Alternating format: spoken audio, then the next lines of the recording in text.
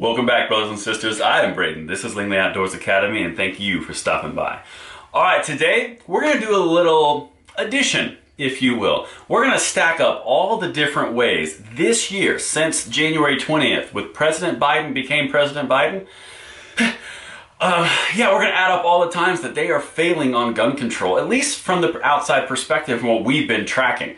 Now, this is something that I've been tracking since about January 1st, and if you guys have been with me, you've seen these videos as well. But today, I'm going to put it all together in a small little presentation that shows you guys are winning, what we're doing together, building this channel, sharing with other channels, getting out there and really endorsing our freedom and having the conversations that need to be had around our rights is working. And we're going to dive into that. All right, guys, today is day 2 of demonetization. It's scary out here. It's the same. So we're still bringing you that great content, but we are driving towards that push goal of 350,000 subscribers by June 1st. So if you like the video, please share it out amongst your social medias to spread that freedom. We're like Princess Leia up in here. The tighter that they tighten their grip, the more freedom slips through their fingers. And it's going to be amazing because we got some great stuff coming, and thank you for supporting us as we go. As always, the newsletter is in the description box below. I send out ammo links for you guys to keep your armories full. Pistols on Fridays, rifles on Tuesdays, and I'm going to add one more day, either on Sunday or Monday, to get you guys some more of the most popular calibers. But enough of that. Let's get down to brass tacks, people. So, here's what they've been up to, and I'm going to kind of lay this out in a roadmap for you guys, and you guys can leave comments in the field below. If you've seen where I'm going, you're kind of seeing the direction, because a lot of what is important when you're in a political fight or you're in an ideological discussion is seeing where the opponent is going so you can adjust accordingly. Okay, so here's where they're at. So earlier on, we had the first little period of time where the far lefties kind of had a little bit of a situation. By situation, I mean like an orgasm about the fact that they were in control. And so they came out and they started in the far left areas, they started doing a lot of crazy things that typically weren't going to happen. Okay, so in Florida, you had magazine bans and assault weapon bans. In Washington, you had magazine attacks. In LA, well, California, if you live in California, sorry guys, they were already out there. But then you started seeing some counter pushes, like you started seeing some national stuff across the nation in a positive way for the Second Amendment, like the middle states, the flyover country really started passing a lot of pro-Second Amendment things. All right, so the left did that. Okay, fine, whatever, great. The interesting thing here, why would they do that if there was going to be national gun control? All right, so keep that in mind. That's kind of the theme here. So then we had Sheila Jackson Lee come out with Bill HR 127. If you've been on the YouTube gun side of things, I'm sure you've heard of or seen a video, whether here or somewhere else. Basically, that has no chance of even getting to the floor because it's too far left, okay? But why put it out? If you are so confident that the gun world is going to be experiencing a gun ban, why would you put out something that's so far left has no chance? Same thing with Al Green, he did something very similar. So there's a few bills that came out that had no chance of passing. Okay, so now that leads to, if Pelosi thinks there's a big bill coming, why would she let her representatives put bills into the Library of Congress that it's wasting their time? There's no point in doing it because she's got something. Maybe it's because she doesn't have anything. All right, that's important tie together. Now, after that, you go a little bit further and you start to see some interesting things happen because so far we've seen state level and then we've seen House level. Okay, so these are individual House representatives. Now you're starting to see some very interesting things from the top level.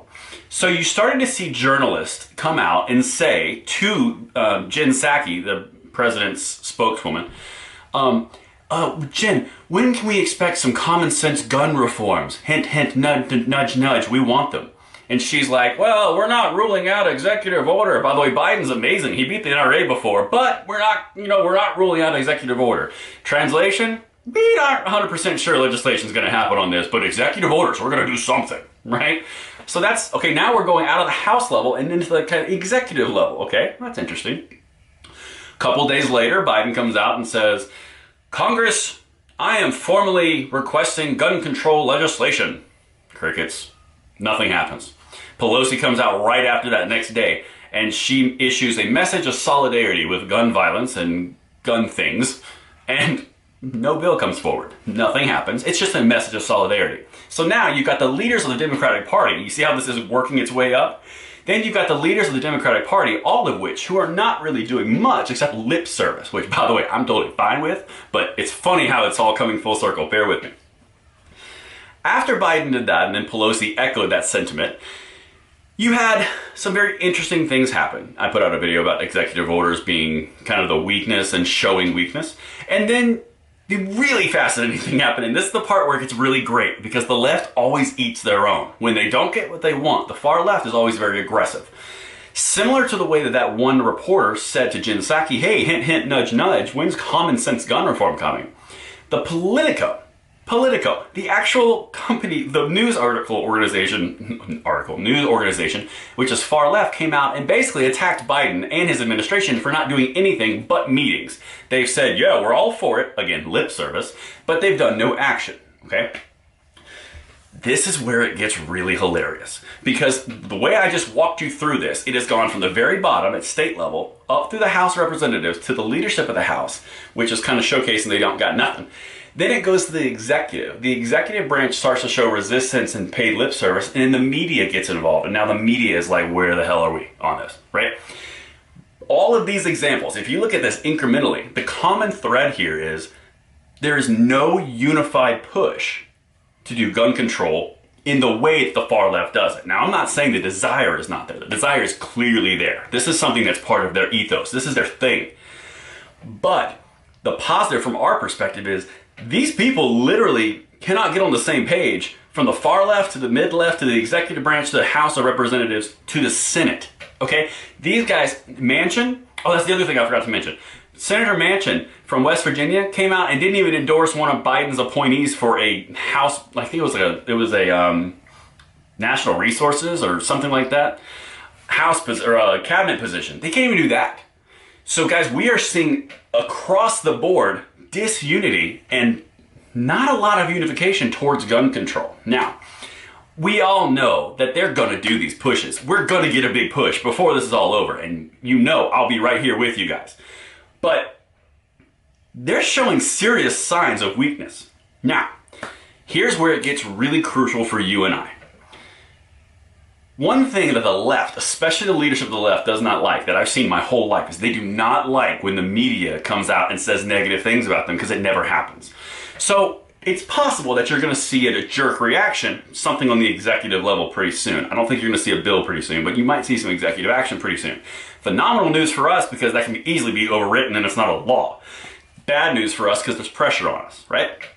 So that's where we're sitting right now. That is the chain of, I'm not going to say failure because it's not over yet, but I swear to God, at the end of 2 years, when they have no more power left and they failed, I will throw a party on this here YouTube channel. But right now, we're still in the fight.